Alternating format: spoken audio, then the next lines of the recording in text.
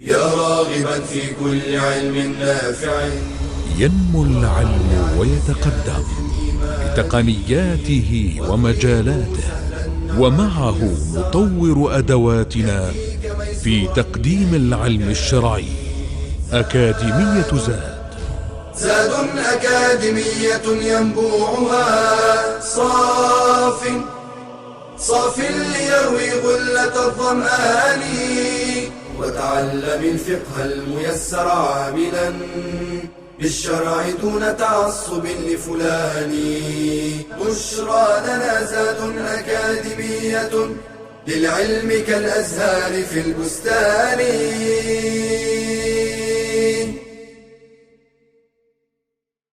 بسم الله الرحمن الرحيم. الحمد لله والصلاة والسلام على رسول الله وآله وصحبه ومن اهتدى بهداه. أما بعد. Assalamu alaikum wa rahmatullahi wa barakatuh. And I'd like to welcome you to our third semester of Fiqh in this program on Zad Academy. We will begin with the chapter that deals with fasting, as it is one of the pillars of Islam.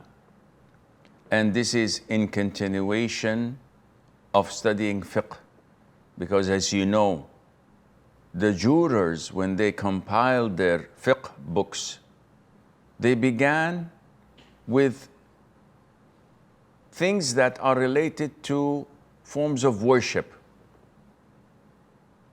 because this is the most important thing in life. Allah created us to worship Him. So they began with the most important form of worship, which is salat. And they started with the chapter that deals with wudu, because your salat cannot be valid without wudu, which is one of the conditions of prayer. And in order to make wudu, you have to have water. So they started with the types of waters. After they finished with forms of worship, they move on to the chapter that deals with transactions. Because if you know how to worship Allah, you require to eat and drink in order to live. And in order to eat and drink, you have to buy and sell. So they spoke about chapters that deals with halal and haram forms of transactions, buying, selling, renting, and the likes. The types of haram transactions such as riba, such as ambiguity or al-gharar, and the likes. After you eat and drink and know how to deal, usually people tend to look for something else, and that is to get married, to get satisfied. So they spoke about marriage, divorce, custody of the children, suckling chapters, and the likes. When people eat and drink and they're married and satisfied, usually they become arrogant, they become angry, and they start to fight. And this is where the chapters that deal with the blood, retaliation, the rulings on wounds, the blood money, and the likes, and so on. So this is just the tip of the iceberg that we're studying. Yes, this is the third semester, but we still have not scratched the surface. This is still in the forms of worship. So when we come to talk about as-sawm or as-siyam, known as fasting, in the Arabic language, linguistically, the definition of fasting is to abstain.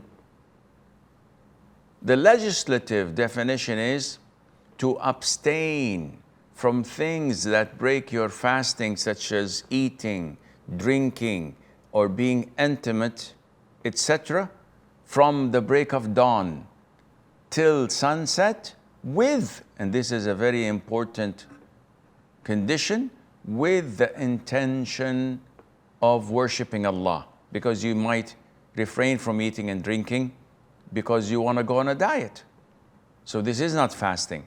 The actual fasting in Islam is to do this for the sake of Allah Azza wa Jal. Now, the virtue of fastings are many. Among them, the Hadith Al-Qudsi, where Allah Azza wa Jal says, all what the son of Adam does is for himself, except for fasting, as this is for me and I reward for it. Meaning the intention of fasting is for Allah Azza wa Jal. Other deeds, people could see you, bow and prostrate. Except fasting, this is solely for Allah Azza wa Jal. No one knows if I went to the toilet and drank water or I ate when people were not looking.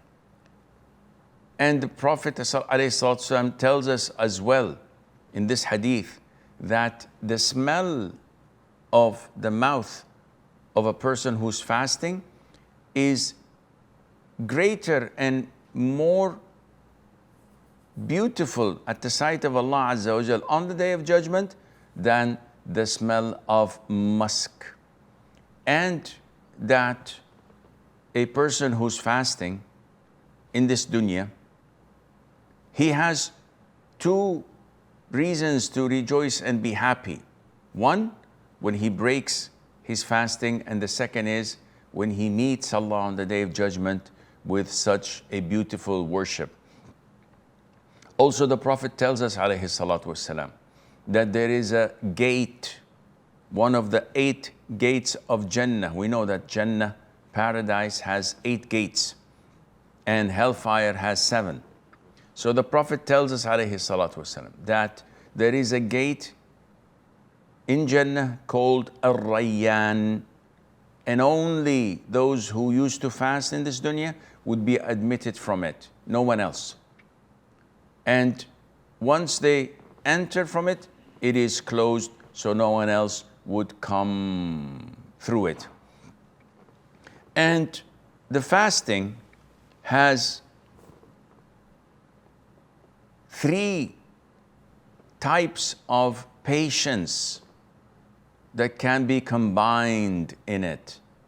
And these 3 types are as follows. Number 1, to be patient on doing what pleases Allah. In order to pray Fajr early in the morning, you need patience. In order to refrain from eating and drinking while it's hot and you're hungry and thirsty, you need patience. So this is number 1. Number 2 is patience in refraining from disobeying Allah.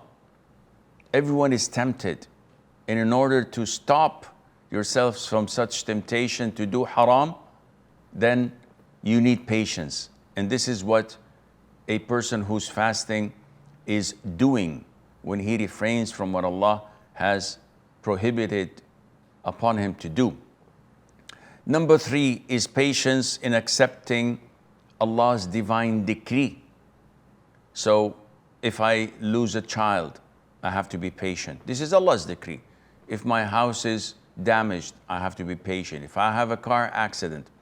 And likewise, a person who's fasting, when he feels the pinch of hunger and thirst, being tired, being sort of down due to the fact that he's not eating or drinking, this is Allah's divine decree upon him, and he is patient and accepting and embracing this because he remembers that Allah Azza wa Jal says, indeed the patient will be given their reward without account.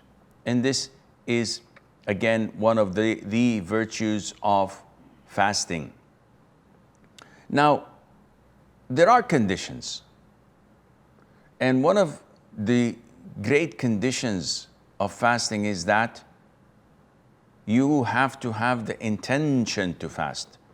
And we're talking about obligatory types of fasting, which we will come to discuss later on. Because there are obligatory, mandatory types of fasting, and there are voluntary fasting. For the voluntary fasting, if you don't intend to fast and wake up at 11 a.m. while you did not have anything that may impact your fasting, you did not drink, you did not eat, you were not intimate with your spouse after the break of dawn, till 11 o'clock, without any intention of fasting, and you wake up and you say, it's only like 5-6 hours to sunset. Might as well let me continue to fast for the sake of Allah. This involuntary fasting is valid. And the Prophet used to do this, alayhi salatu wasalam. He used to go for Fajr prayer, come back midday, and then ask his wife, do we have any food? If she says no, he says, then I'm fasting. This is voluntary fast. Mandatory and obligatory fast must have the intention to fast before that, meaning at night time. Because the Prophet ﷺ said that deeds are judged by intention, or actions are but by intentions. And Allah Azza wa Jal says, so now have relations with them and seek that which Allah has decreed for you, and eat and drink until the white thread of dawn becomes distinct to you from the black thread of night. Meaning that you must refrain but have the intention of fasting before the break of dawn. Now, a lot of the folks make a frequent mistake, and they think that having the intention at night means that before I go to bed, like at 10 o'clock, 11 o'clock p.m., I have to have the intention. If I go to bed without having this intention, then I cannot fast a mandatory fast the following day. Though I woke up before Adhan of Fajr by a couple of minutes, and I did have the intention, which is wrong. When we say you have to have the intention before the break of dawn at night, this means that from sunset till the break of dawn, this is all considered night. If you had the intention to fast the following day at any given time, this is a valid intention. If you did not intend to fast except few seconds before the break of dawn, before the Adhan of Fajr, your intention is valid. You do not have to verbalize it. You don't have to say, I intend to fast tomorrow to make up for a missed day of Ramadan. No. The intention is in the heart. It's like when you want to get into a car. Do you pause for a second and say, I intend to open the door of the car? Or you just get in? Of course, you just do it, as they say. Likewise, your action can be an intention. So if you wake up half an hour before the break of dawn, before the Adhan of Fajr, and you eat your pre-dawn meal, or you prepare a glass of water to drink so that this would be your suhoor, then this does the job, and Allah Azza wa Jal knows best. وصلى الله وسلم وبارك على نبينا محمد. يا راغبا في كل علم نافع ينمو العلم ويتقدم بتقنياته ومجالاته، ومعه نطور أدواتنا في تقديم العلم الشرعي. أكاديمية زاد أكاديمية ينبوعها صاف ليروي غلة الظمآن، وتعلم الفقه الميسر عاملا بالشرع دون تعصب لفلان. بشرى لنا زاد أكاديمية للعلم كالأزهار في البستان.